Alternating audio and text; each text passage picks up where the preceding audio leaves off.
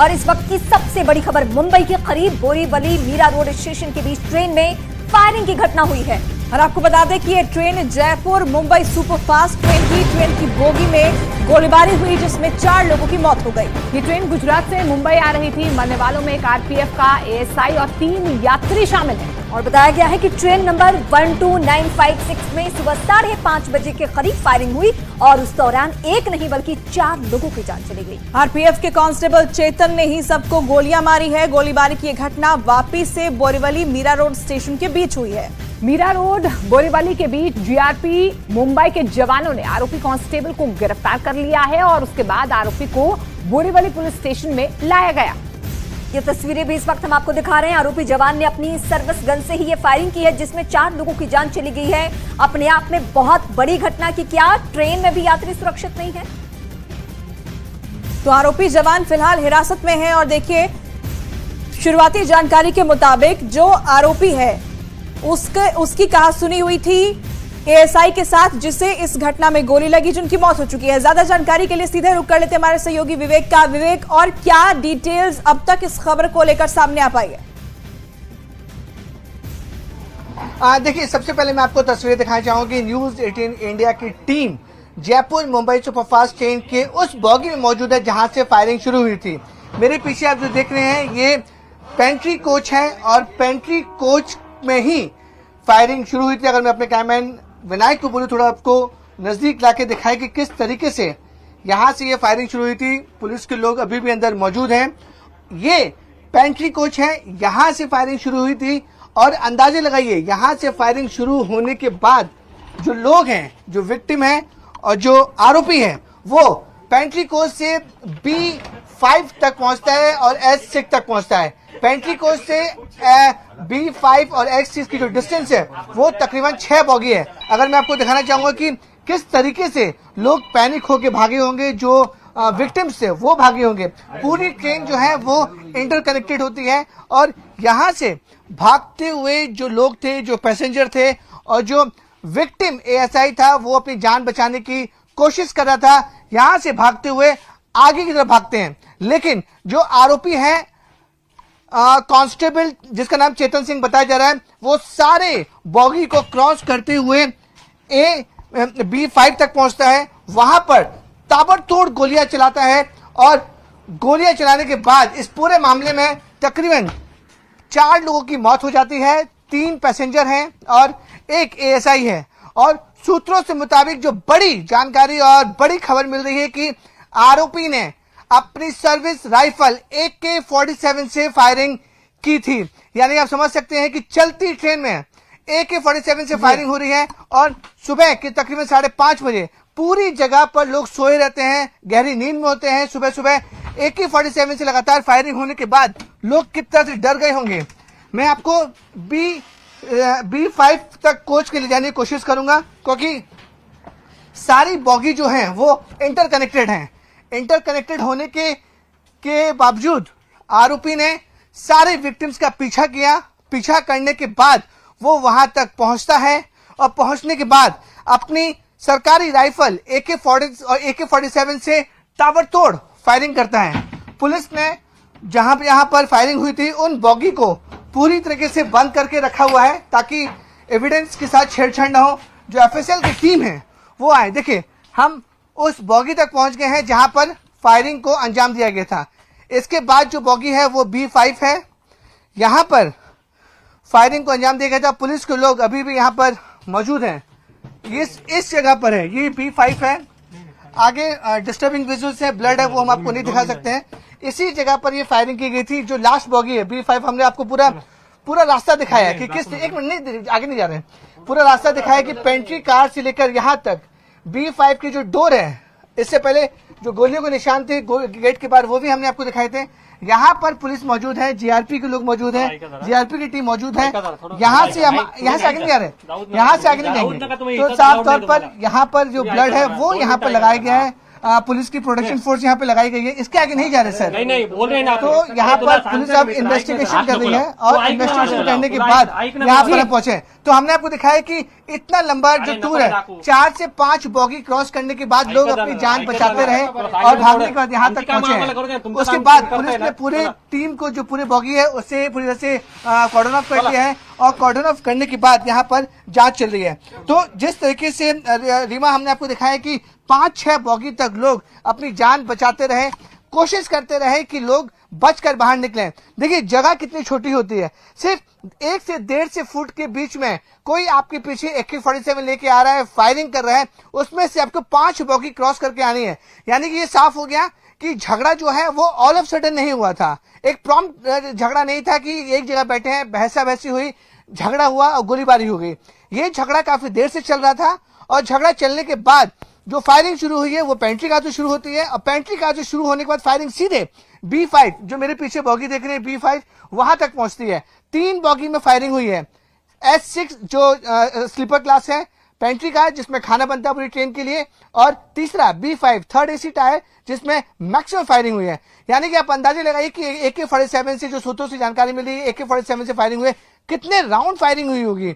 और जो एक्यूज्ड है, जो कांस्टेबल RPF का, उसने ठान ली थी कि सबको मारना है, किसी को छोड़ना नहीं है। यही वजह है कि शुरुआती जानकारी मिल रही है कि दोनों के बीच में झगड़े होते हैं, झगड़े के बीच में जो पैसेंजर उससे बचाने की कोशिश करते हैं, पैसेंजर को वो गुस्से में मारता है, SI को भी मार देता है और सांप की जो 2-3 बॉडीज है वो इसी जगह पर जो B5 बॉगी है, इसके आगे बॉगी में, वहां पर सारी बॉडीज मिलती हैं और आरोपी भागने की कोशिश करता है, लेकिन उसे बोरीवली रेलवे स्टेशन पर ही GRP उसे धर दबोचती है और वहां पर उसे हिरासत में ली जाती है। अब GRP और RPF के जितने भी तमाम लीडर हैं, जो तमाम पुलिस ऑफिसर है, सीनियर ऑफिसर हैं, वो एक्यूज से पूछताछ कर रहे हैं कि आखिरकार किस वजह से उसने इतनी बड़ी वारदात को अंजाम दिया, 4 लोगों को मौत के घाट उतार दिया।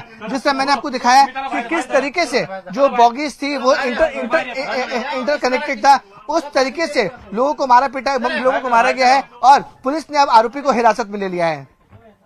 बिल्कुल विवेक, हम देख पा रहे हैं वो खौफनाक मंजर होगा जब ताबड़तोड़ फायरिंग की गई है और उसके बाद देखिए यात्री किस तरीके से भागे होंगे अपनी जान बचाने के लिए। इस बात का अंदाजा लगाया जा सकता है कि 4 लोगों की मौत इस पूरी वारदात में हो गई है।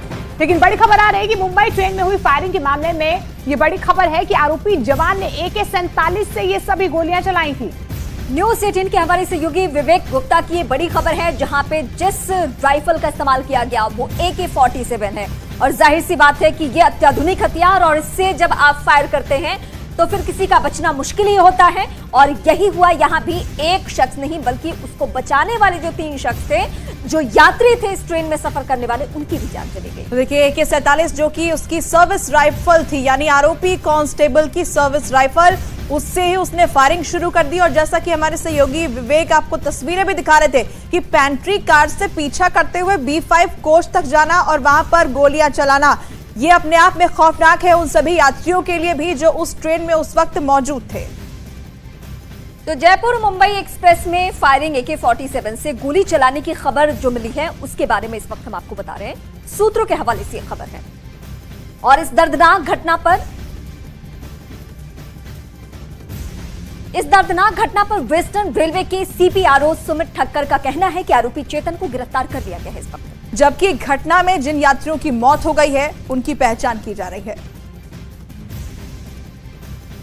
जो ASI है उनका नाम टिकाराम है, टिकाराम मीना, राजस्थान के रहने वाले हैं। बाकी जो 3 सिविलियन हैं उनकी अभी आइडेंटिफिकेशन की जा रही है, अभी उनके सीट नंबर से उनको आइडेंटिफाई किया जा रहा है। उनको अभी जो बोरीवली में शताब्दी हॉस्पिटल है वहाँ भेजा गया है, चारों बॉडी को। और जो चेतन था वो दहीसर मीरा के बीच में फिर उसने चेन पुल करके वो ट्रेन से उतर गया और तत्पश्चात जैसे हुआ जो उसके पास जो ऑफिशियल वेपन था उसी से उसने ये शूटिंग की थी। फिर उसे जो भाईंदर की टीम थी, RPF भाईंदर की टीम थी, उसने उसको गिरफ्तार किया। और एक बार फिर से लिए चलते हैं ग्राउंड जीरो पर, जहां हमारे सहयोगी विवेक मौजूद हैं। विवेक, क्या आरोपी जो कांस्टेबल है वो भी इस वक्त वहीं पर मौजूद है? उससे क्योंकि लाया गया था वहां पर पूछताछ के लिए और उससे ये पता लगाया जाना था कि कौन कहां खड़ा था, किस वजह से उसने फायरिंग की थी। क्या वो वहां मौजूद है ट्रेन के अंदर, कोच में?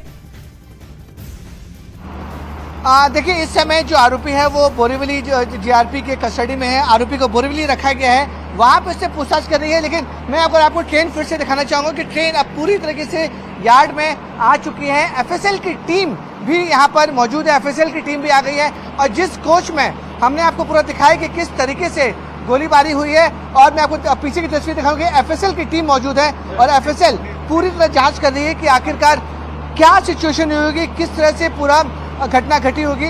उसको लेकर अब जीआरपी और आरपीएफ के लोग भी मौजूद हैं। ट्रेन को पूरी तरह से यहाँ पर यार्ड में लाके खड़ा कर दिया गया है और जिस बॉगी में घटना घटी है वहां पर एफएसएल की टीम जाएगी और एफएसएल की टीम जांच करेगी कि एग्जैक्टली क्या हुआ था। कुछ सबूत इकट्ठा करने की कोशिश की होगी। लेकिन जो शुरुआती जानकारी मिल रही है, जो सूत्रों के मुताबिक जानकारी मिल रही है कि आरोपी कांस्टेबल ने अपने service rifle, sophisticated rifle AK-47 से फायरिंग की थी। 3 कोच में फायरिंग हुई है। बिल्कुल, तमाम टीम्स यहाँ पर पता लगाने की कोशिश कर रही है विवेक की आखिर ये फायरिंग क्यों हुई, विवाद इतना क्यों बढ़ा कि 4 लोगों की जान चली गई है इस पूरे मामले में। लेकिन बोरीवली का रुख कर लेते हैं क्योंकि वहां पर फिलहाल आरोपी को लाया गया, हिरासत में लिया गया है। हमारी सहयोगी श्रेया वहां से हमें ताजा जानकारी दे रही हैं। अभी श्रेया, क्या ताजा हालात बने हुए हैं? क्या पूछताछ शुरू हो चुकी है? कुछ सामने आया है? विवाद क्यों बढ़ा और इतना बढ़ गया कि 4 लोगों की मौत हो गई? देखिए, इस वक्त हम बोरीवली स्टेशन पर मौजूद हैं। तस्वीरों में आप साफ तौर पर जीआरपीएफ का पुलिस दफ्तर देख सकते हैं। यहाँ पर ही जो आरोपी चेतन है उसे रखा गया है और लगातार उससे यहाँ पर पूछताछ की जा रही है क्योंकि जयपुर मुंबई एक्सप्रेस में फायरिंग की गई है जिसमें 4 लोगों की जो है वो मौत हो गई है। ऐसे में वजह का जानना पुलिस के लिए काफी ज्यादा जरूरी हो गया है। इसके लिए अभी लगातार जो है आरोपी चेतन से जो है वो लगातार पूछताछ की जा रही है। तस्वीरों में आप साफ तौर पर देख सकते हैं कि पुलिस का बंदोबस्त यहाँ पर काफी ज्यादा है और इस वक्त आरोपी से जो है वो पुलिस लगातार जो है वो पूछताछ कर रही है कि आखिरकार ऐसा क्या हो गया कि उसने जयपुर मुंबई एक्सप्रेस में जो है इतनी बार फायरिंग की जिसमें 4 लोगों की जो है वो मौत हो गई है। ऐसे में लगातार जो है वो पूछताछ का सिलसिला यहाँ पर लगातार जारी है। पुलिस का बंदोबस्त जो है वो भी यहाँ पर काफी कड़ा किया हुआ है। देखिए, ये बताया जा रहा है कि कुछ ही दिन पहले जो है आरोपी चेतन का ट्रांसफर हुआ था। उसके घर में भी काफी ज्यादा दिक्कत थी जिसकी वजह से वो थोड़ा सा परेशान जरूर था। लेकिन ऐसी क्या बड़ी वजह हो गई कि उसने जयपुर मुंबई एक्सप्रेस में जो है अपनी गन से जो है कई बार फायरिंग की जिसमें 4 लोग जो है वो घायल हो गए हैं, जिसमें एक अधिकारी था, वहीं 3 जो है वो आम जनता थी, जिससे टोटल मिलाकर जो है 4 लोगों की जो है वो मौत हो गई है। ऐसे में आरोपी चेतन से लगातार जो है पुलिस यहाँ पर पूछताछ कर रही है कि आखिरकार ऐसा क्या हो गया है कि उसे चलती ट्रेन में फायरिंग करनी पड़ी। आपको बता दें 5:30 बजे के करीब जो है ट्रेन में जो है लड़ाई झगड़ा हुआ जिसके बाद आरोपी चेतन ने जो है वो कई बार फायरिंग की जिसमें 3 मैं आपका रुख करूंगी। यहाँ से तस्वीरें लगातार आपके जरिए हम देख रहे हैं, लेकिन मैं फिर से एक बार विवेक का रुख करूंगी। विवेक, इस घटना के बारे में तमाम बातें हो रही हैं, लेकिन 4 लोगों की जान जाना और उसमें हजारों ऐसे यात्री जो कि उस वक्त कितने खौफ में आ गए होंगे, क्या उनको उनके जगह पे पहुंचा दिया गया है? क्योंकि एक पैनिक सिचुएशन हो गया होगा जब ये घटना हुई होगी और उस वक्त यात्री सेफली अपने अपने घर जाएं, ये बहुत बड़ी चुनौती हुई होगी। देखिए, सारे पैसेंजर सेफ हैं, सारे पैसेंजर जो अपने डेस्टिनेशन थे वहां तक पहुंच चुके हैं क्योंकि ये ट्रेन का जो लास्ट स्टॉपेज है वो मुंबई सेंट्रल है और घटना घटी है बोरीवली के पहले, यानी कि सिर्फ एक स्टेशन है बोरीवली और मुंबई सेंट्रल में जो सुपरफास्ट एक्सप्रेस है सिर्फ एक स्टेशन का डिस्टेंस रहता है। जब ये घटना घटी थी तो सारे पैसेंजर सो रहे थे और ताबड़तोड़ गोलियों से काफी ज्यादा पैसेंजर डर गए थे और यही वजह थी कि पैसेंजर को कंट्रोल करना, उनको लगा कि कोई बड़ा हमला हो गया हो या फिर दूसरी घटना हो गई हो, इसलिए पैसेंजर काफी ज्यादा डरे हुए थे। उन्होंने जो वहाँ पे पुलिस मौजूद थी उन्हें इस बात की जानकारी दी कि फायरिंग की आवाज आ रही है। जनरल कोचेस से जो फायरिंग की आवाज सुनने के बाद जो आरपीएफ के जो दूसरे ड्यूटी ऑफिसर थे वो वहाँ पे पहुंचते हैं क्योंकि ट्रेन जो है वो मुंबई में की बॉर्डर पे एंट्री कर चुकी थी। बोरीवली सबसे बड़ा स्टेशन है वेस्टर्न रेलवे का जहाँ पे मुंबई की शुरुआत होती है। वहाँ पर जैसी ट्रेन को रोका गया तब पता चला कि जो आरोपी कांस्टेबल है उसने लगातार फायरिंग शुरू की है। उस समय भी ट्रेन के अंदर हजारों यात्री मौजूद थे जो जयपुर से आ रहे थे। ट्रेन को मैं अगर दिखाना चाहूंगा, दूसरी ट्रेन जो है वो जयपुर मुंबई सुपरफास्ट एक्सप्रेस है, उसको यार्ड में खड़ा कर दिया गया है। जिस कोच में फायरिंग हुई थी अब उस कोच में एफएसएल की टीम गई है, वहां से मीडिया को सब हटा दिया गया है क्योंकि एफएसएल की टीम सारे कोशिश को जांच करेगी कि आखिरकार वहां पे कोई सबूत इकट्ठा करने की कोशिश करेगी। साथ ही साथ B5 में जहां पे सबसे ज्यादा गोलियां चली हैं, सबसे ज्यादा गोलियों के राउंड चले हैं, B5 में जो भी पैसेंजर थे, जो नजदीकी पैसेंजर थे, उनसे पूछताछ करने की कोशिश की जाएगी। आखिरकार घटना क्या घटी जिसकी वजह से जो आरोपी चेतन है उसने ताबड़तोड़ फायरिंग कर दी। बिल्कुल विवेक, तो मोटिव आखिर क्या था ये पता लगाना